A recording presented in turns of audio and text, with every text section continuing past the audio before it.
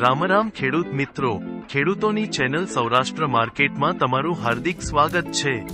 આપણે આ વિડીયોમાં જાણીશું ગોંડલ માર્કેટ યાર્ડના ભાવ, પણ તે પહેલા જો તમે ચેનલમાં નવા છો તો નીચે આપેલ સબસ્ક્રાઇબ બટન પ્રેસ કરી ચેનલ સબસ્ક્રાઇબ કરો અને બેલ આઇકન ઓન કરો, જેથી કરીને દરરોજના તાજા ભાવ સૌપ્રથમ તમે જાણી શકો।